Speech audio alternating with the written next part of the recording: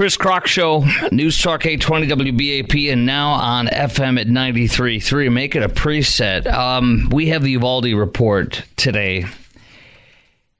You know, we already knew how bad it was, and I really went into depth with you on it, and we all went in depth with it when it happened, and we all were riveted, terrified, horrified, and super concerned about our children and our safety. But the Justice Department, in this long, lengthy report that took 20 months to put together, compiled some of the most damning and detailed things because they can get in every nook and cranny that the local Uvalde people and the county people and perhaps the state people would not want us to know about. And so they did. They got it. They got a lot of stuff. And one of the things they got was exactly what I was telling you about. And we have more details on it. What is that?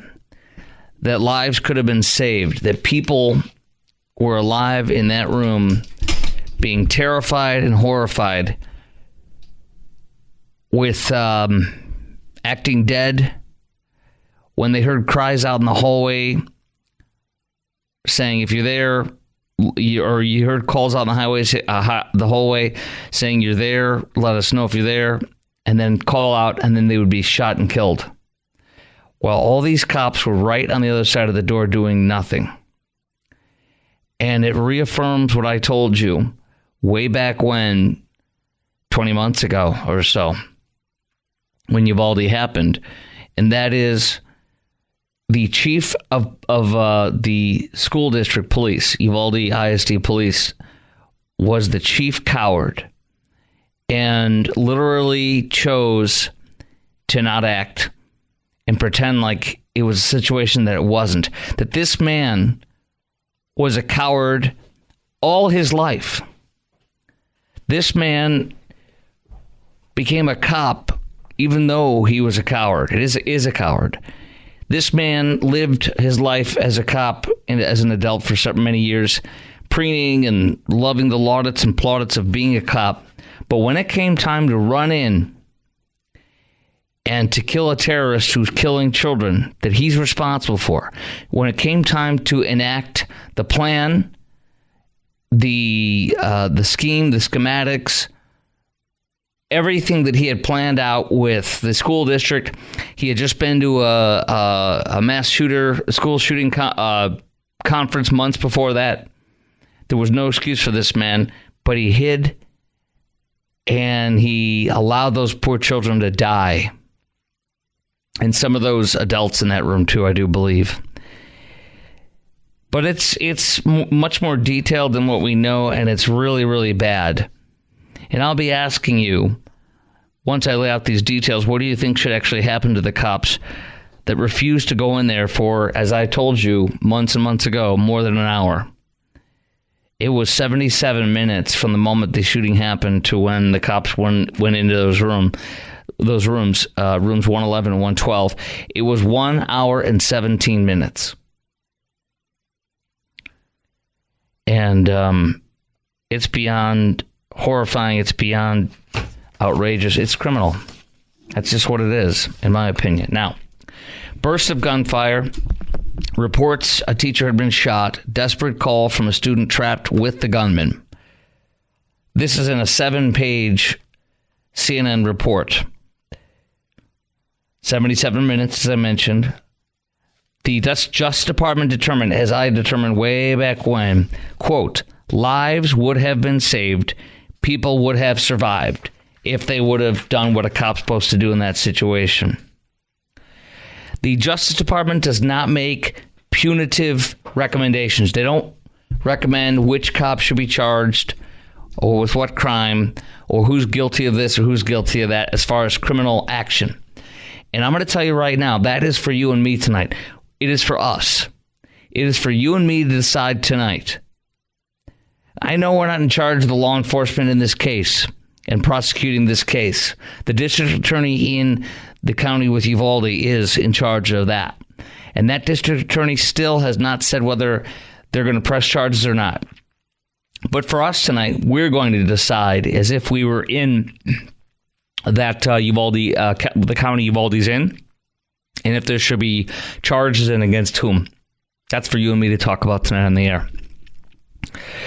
One of the parents called for today after this came out, and they saw it, sensible gun laws.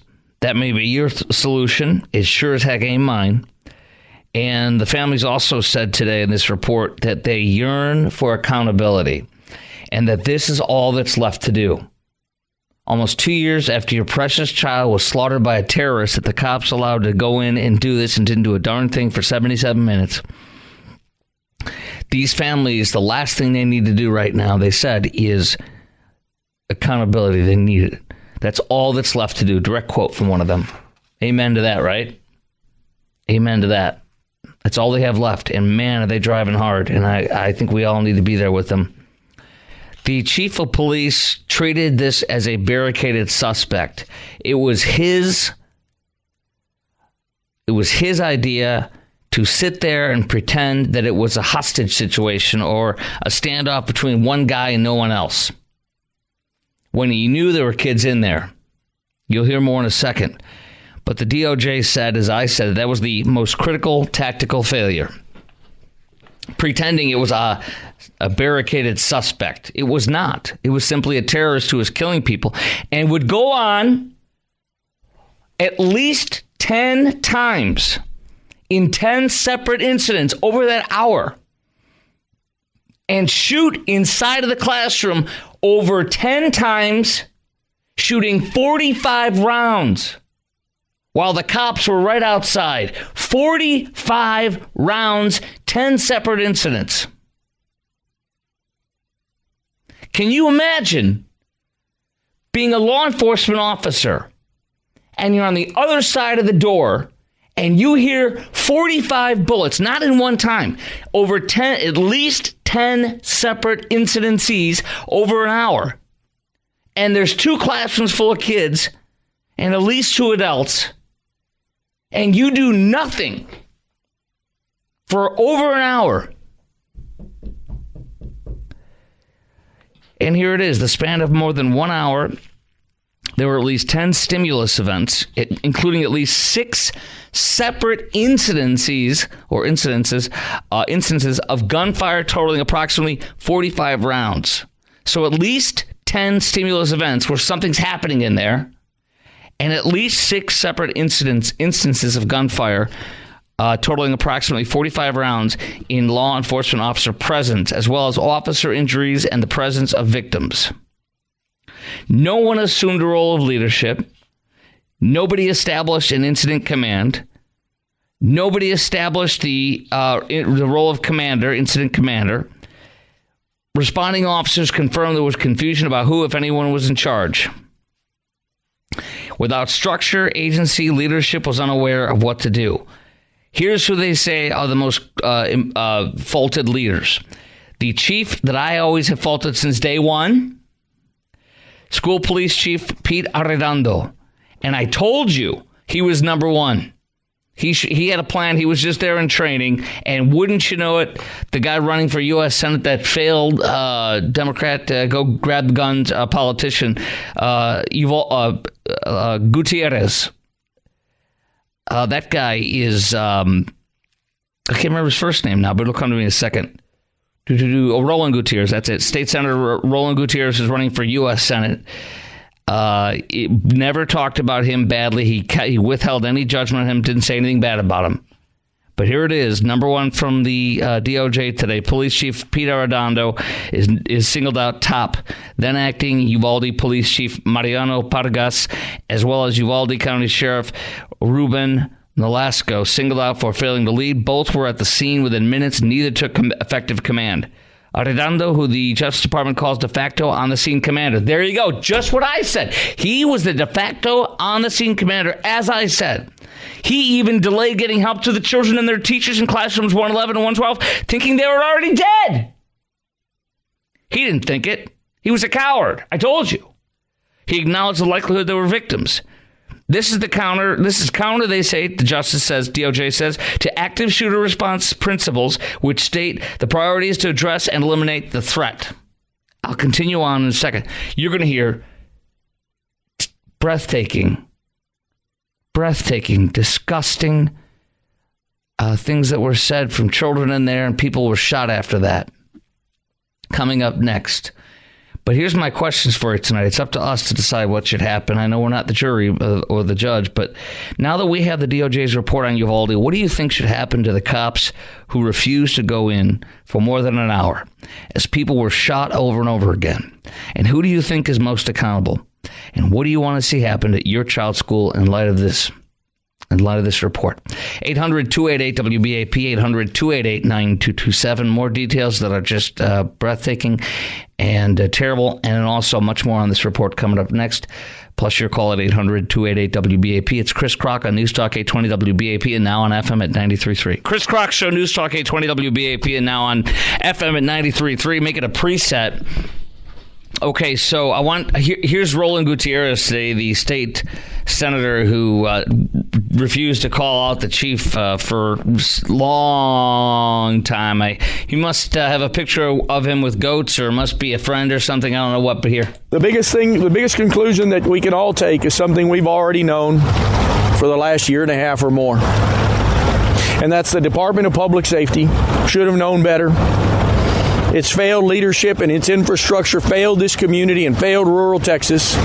The local police failed this community. And more importantly, as the Justice Department tells us, in that document that is sealed by them, it tells us that there was a complete and utter lack of urgency when it came to taking care of these children and to understanding that this was an active shooter situation. All it took was one person to be the leader, and that was the chief of police. I'll give you a little bit more on this in a second, but our number is 800-288-WBAP, 800-288-9227. As I've been sharing a lot of this report so far, now that we have DOJ's report on Uvalde, what do you think should happen to the cops who refused to go in for more than an hour, as people who were shot over and over again for that hour, on and off throughout the hour? And who do you think is most accountable? Obviously, for me, it's the chief, I believe. They're also holding to blame the first, it's the police chief, unequivocally, of the school district, as I've always said, Arredondo. After that, it's the Uvalde acting police chief. And then after that, it's the Uvalde County Sheriff, who they say should have established a unified command, a command post. He got some intel. He didn't share it with folks. He should have done that. At one point, they were 10 feet apart, the chief of the Uvalde ISD police and him, and they did nothing. You know how this works. One person, like when you and I are at a convenience store, at a gas station, somebody's being a jerkety-jerk.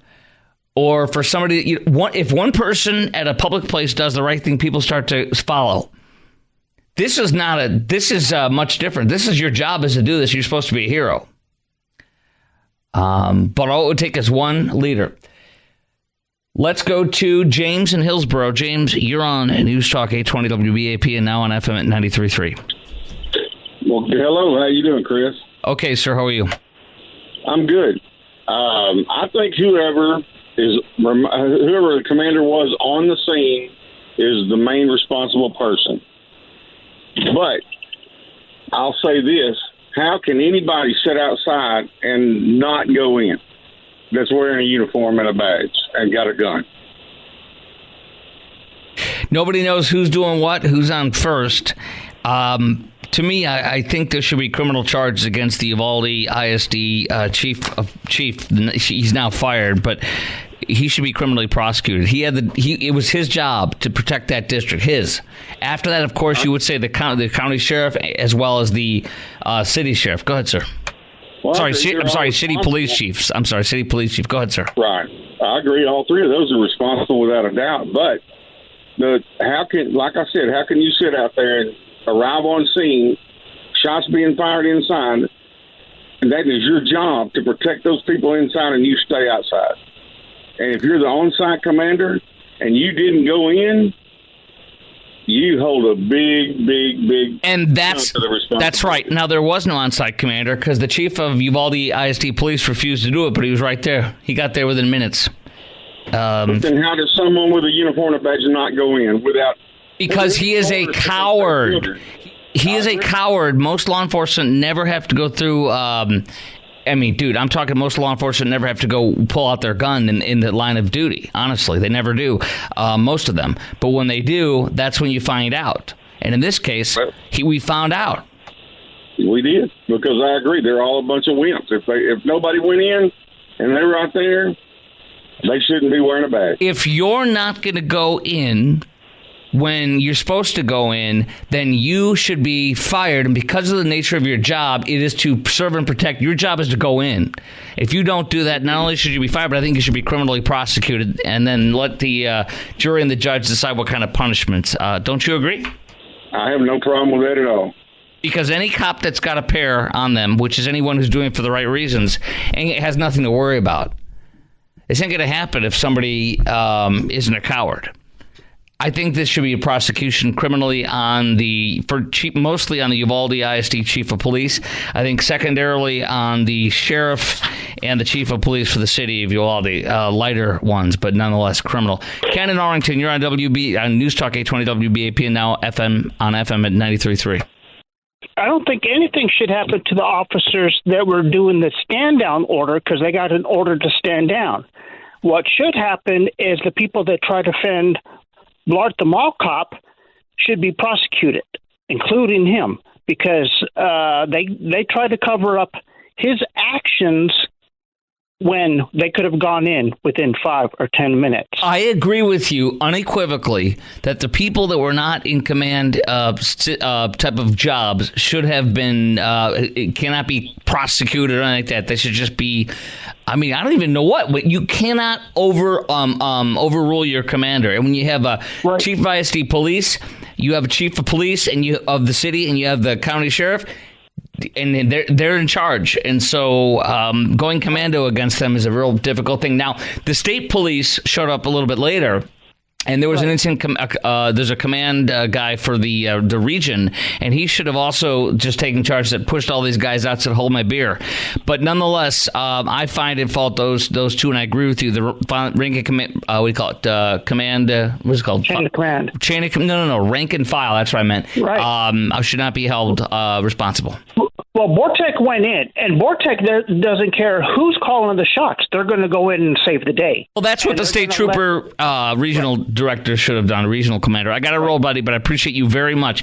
I'm looking at the forecast in my neck of the woods. I don't like to do the downtown forecast at all. The city ones are not accurate. Because for most of us don't live in the inner city. But you look at this and you will see it gets down to 29. Okay, you're looking at tonight. Actually, let me just tell you this without getting too deep, because Brad just gave us the layout. If I were you, I would look on your iPhone forecast and see the hour by hour with the temperatures tonight.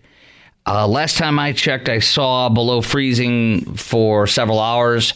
It could be tomorrow instead. If it's basically, for me, once it hits 32 or lower, Jim Dutton said for 6 hours or longer. If you have any pipes on the outside wall, on your outside walls, do what I do. That's my strong recommendation.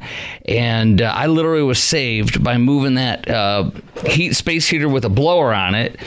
I kept it under my sink the whole time, which was perfect. But on the other one, on the laundry room, I had it blowing in the room on the washer dryer, which did nothing. It started to freeze up based on my washer wasn't working. It said insufficient water. I'm like, what? This thing isn't even a year old. Blew it on the back of it at the wall there. It's got it right there, and then that saved it. And then once the thaw started, it went right back to usual. So don't let that happen to you. All right. Okay. Now coming up. Oh, actually, we'll get right back into it. Actually, we're gonna get right back into it. And by the way, I used the term when I was looking at this from Fox 4 on the weather. Their story: Dallas weather, cold front arrives overnight, sending temps back below freezing. It says right here, weekend forecast, cold comes back, and then on Friday morning, that's what I'm concerned about, is tomorrow morning, Friday morning, we'll return to pipe freezing weather. Coldest weather will be on Saturday morning, as Brad said. But so I wrote down rope-a-dope. It's a rope-a-dope. Oh, we're out of it. We're fine. And then what happens is you can get nailed. I saw it today. And I'm like, we're going to get nailed, you and I, tonight or tomorrow, if we don't watch this schnizzle. So we are not out of the woods. All right. Stand by on that. All right. We're going to get into the Uvalde report now. Back to the Uvalde report. And I'm continuing to ask the question for you. Now that we have the DOJ's report on Uvalde, what do you think should happen to the cops who refused to go in for more than an hour as people were shot over and over again? And who do you think is most accountable? And what do you want to see happen at your child's school in light of this report? And for me, at my child's school, one's homeschooled at 17, the other one's in college, and his junior year now. So it's not relevant that way per se, but I want the teachers to be armed. To me, that's the one thing I'd like to see. I want the teachers to be armed. Now, getting back to this report, there were at least 6 separate instances over that hour plus of gunfire, totaling approximately 45 rounds. While the cops were outside, there was a span of more than an hour, and there were 10 stimulus events, including the 6 separate instances of gunfire. No leadership role, no one established command. DOJ says then School Police Chief Pete Arredondo, then Acting Uvalde Police Chief Mariano Pargas, and Uvalde County Sheriff Ruben Nolasco are singled out for failing to lead. Both were at the scene within minutes. Neither took effective command. So, to me, the number one person is Chief, Uvalde School Police Chief at the time, Arredondo. He is the one in charge of their security. He was there in the first minute or 2 or 3, and he literally didn't execute the plan. He's a coward. I'd like to see him criminally prosecuted and lose his peace officer license to never be able to practice law enforcement ever again. I would like to see lighter criminal charges, but criminal charges nonetheless for Uvalde Police Chief, the Acting Police Chief, Pargas, for the city, and then also on the Sheriff Nolasco, all of them. Now, we're going to continue with this coming up next. I'm going to tell you about how other officers that day were looked on as leaders. So there's some nice things in here said. And you're going to hear some audio from Merrick Garland at his press conference today. Plus your call at 800-288-WBAP, 800-288-9227. Now that we have the DOJ's report on Uvalde, what do you think should happen to the cops who refused to go in for more than an hour as people were shot over and over again? And who do you think is most accountable? And what do you want to see happen at your kid's school in light of this report? 800-288-WBAP is our number. Robert in Fort Worth, you're going to be first out of the box, plus your call on News Talk 820 WBAP and now on FM at 93.3.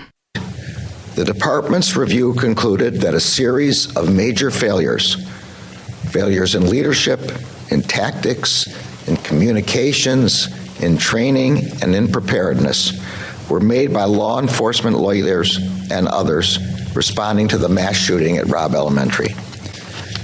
As a result, 33 students and 3 of their teachers, many of whom have been shot, were trapped in a room with an active shooter for over an hour as law enforcement officials remained outside.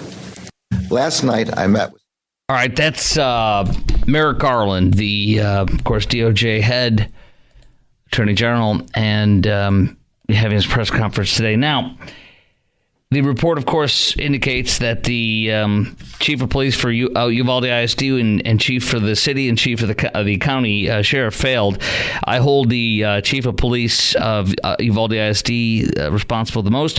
Arredondo, his name is Arredondo, Chief Arredondo. When the Justice Department calls the de facto on-scene commander, even delayed. When Arredondo, whom the Justice Department calls the de facto on-scene commander, as I did, even delayed getting help to the children and their teachers in classrooms 111 and 112, thinking they were already dead. He acknowledged the likelihood they were victims. This is counter to active shooter response principles, which state the priority is to address and eliminate the threat. Listen to this closely, and then we're going to go to Robert in Fort Worth, plus your call. More than one survivor recalled hearing somebody say, help. Say help if you need help. And then a child trying to say help, and then a gunman shooting the victim. Say help, little children, if you need help. Kid says help, shot and killed. The report does not make it clear if the shooter or the police invited the child to call out. How much you want to bet it was the police? Actually, who cares? You know why? The terrorist was allowed to kill more. There were 10 incidences of stimulus over that hour that they didn't go in there. And there were 6 separate instances of shooting in that hour. A total of 45 rounds. Here, there, 6 times over that hour. Never went in. It's as if Chief Arredondo was listening with joy for more children to be killed.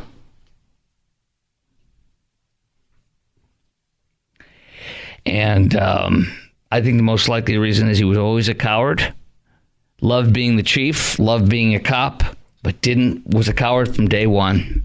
And nobody should be a cop that's a coward. And if you do that, hard to tell if you are or you aren't. So if you are and you do that, which 99% of them won't do that. If you do, you should be prosecuted and you should lose your peace officer's license. And that's what should happen to Arredondo. What do you want? And the sheriff and the police chief for the city are also, I think, should be charged, but not nearly as much as that chief of the school. He was the one there. Now that we've got DOJ's report in Uvalde, what do you think should happen to the cops who refused to go in for more than an hour as people were shot over and over again? And who do you think is most accountable? And what do you want to see happen at your child's school in light of this report? 800-288-WBAP, 800-288-9227. Robert in Fort Worth, you're on News Talk 820 WBAP and now on FM at 93.3. You know, the whole thing is it's disgusting. I mean, I was a soldier and I went to Iraq. I joined when I was 41. And I learned that I don't have fear. It wouldn't be a problem. And for them to arrive at the range that they must have had for the chief, and no one knows that he's a coward yet. I mean, that's disgusting. They should be charged with murder. The people with rank. It's something about if we fail to act. We do have a law in Texas about failing to act. If you see somebody in an accident or something like that, and you don't offer help in some kind of a modicum of way, to me this is in that line, but it's much worse because it's law enforcement. He signed up for this. He says I will go in, and then he doesn't. So he literally set those kids up to fail from day one. You know, from the moment he became a cop, he knew he wouldn't go in on something like that. You had a hard time. You would have a hard time keeping me out of the building. I mean, I probably would have defied orders just to go in and explain myself later. I mean, that makes more sense to me than to sit there and listen to gunshots over and over. I don't even know how they did that. Let me tell you something that on the night this was happening, and night of and the day after, I talked about this, and I was saying you cannot overrule the cops. You can't just rush in there and whatever. They have to control the scene. And I gotta say, I still stand by that, because you could kill more kids by doing the wrong thing and rushing in there and disobeying the cops. However, that is assuming that law enforcement, and we must always assume they will do their job, and then we must prosecute them when they don't so grossly like this, and they could, and they know they should. Yeah, that's a lot of bodies. Thank you for. Go ahead. Sorry. No, that's it. I appreciate you having me on there. Thank you for serving us in Iraq, my friend. I appreciate you, and I'm glad you made it home okay. 800-288-WBAP is our number, 800-288-9227. So we also have the 911 call. It says in the DOJ report from Chloe Torres inside classroom 112 should have changed everything. That 911 call should have changed everything, DOJ says today. No one effectively questioned what was going on and why active shooter protocol was not being followed. That's because there's no incident commander, even though three of the ones that were there could have been and should have been. Some other officers were looked upon as leaders, the report says. 2 constables and the Border Patrol tactical team, BORTAC, commander, who more than 30 minutes after they arrived, led the assault on the gunman. They got, I'm going to just say, they got balls. They got balls, and they did it. That's what they're supposed to do. It's not because BORTAC's any better than anybody else, because that's what you're supposed to do. One guy with a gun and a badge could have gone in there and saved it. One civilian with a gun might have been able to do it. All right, your call's coming up next as well. At 800-288-WBAP, 800-288-9227. Now that we've got the DOJ's report, What do you think should happen to the cops who refused to go in for more than an hour while all these children were being shot and killed? And who do you think is most accountable? And what do you want to see happen at your school in light of this report? 800-288-WBAP. Also coming up next, I've got more details on the massacre. I've got how they compromised the crime scene afterwards. All that's coming up next. 800-288-WBAP. Chris Crock Show on News Talk 820 WBAP and now on FM at 93.3.